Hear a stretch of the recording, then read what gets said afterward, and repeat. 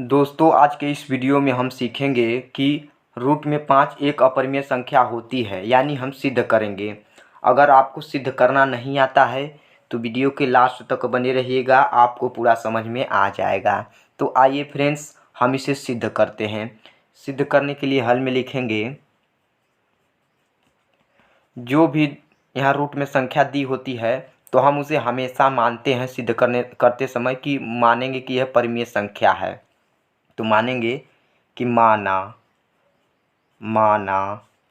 Root में 5 एक परिमेय संख्या है। जब इतना हम फ्रेंड्स मान लिए कि रूट में 5 एक अपरिमेय संख्या है तो क्या करेंगे, इसे p/q के रूप में लिखेंगे। p/q के रूप में कहने का मतलब है कि उसके बराबर हम करेंगे। तो यहाँ p/q के बराबर करते हैं √5 को। तो 5 को बराबर करेंगे तो रूट में 5 बराबर p/q। अब बगल में लिखेंगे, जहाँ p तथा q सह अभाज्य संख्याएं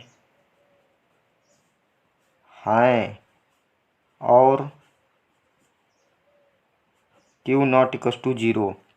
सह अभाज्य का मतलब क्या होता है दोस्तों?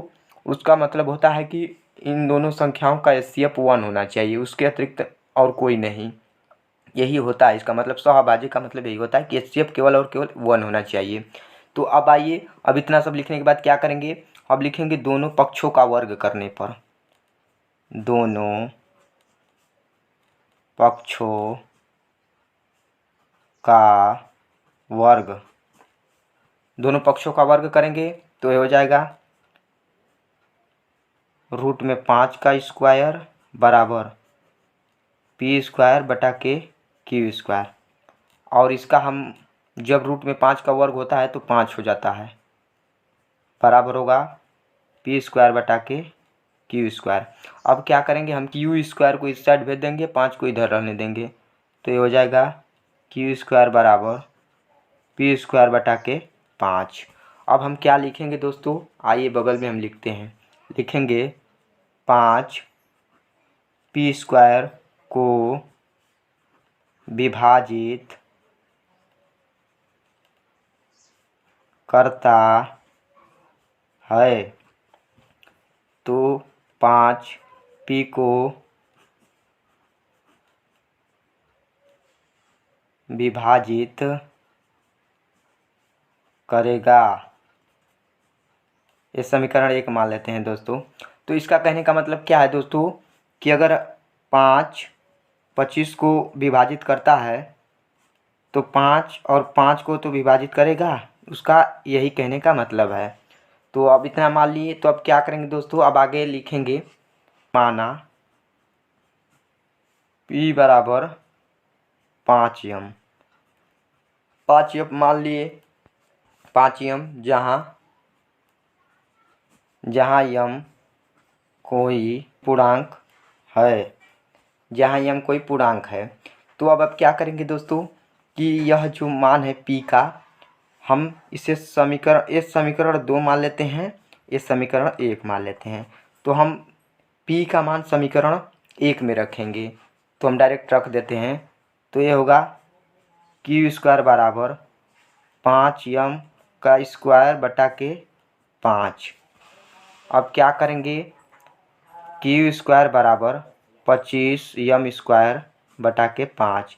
अब इससे हम 5 बार में 25 को काट देंगे, तो ये क्या होगा दोस्तों, ये होगा q² बराबर 5m²। इतना लिखने के बाद अब क्या करेंगे, अब लिखेंगे फ्रेंड्स कि 5 q² को विभाजित करता है, तो 5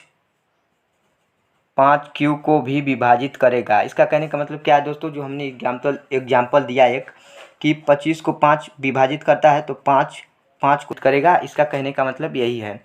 तो अब इतना लिखने के बाद अब क्या करेंगे दोस्तों, अब हम लिख कर रखे हैं क्योंकि टाइम वेस्ट ना जाए इसलिए मैंने लिख कर रखा है, आप लिख लीजिएगा। हम उसे आपको समझा देते हैं कि अब आगे क्या लिखना है। समीकरण 2 से p 5 से विभाज्य है और समीकरण 3 से q भी 5 से विभाज्य है, अर्थात 5 p और q का उभयनिष्ठ गुणनखंड है। यह इस मान्यता का विरोध करता है कि p और q का कोई उभयनिष्ठ गुणनखंड नहीं है, अतः रूट में 5 एक अपरिमेय संख्या है।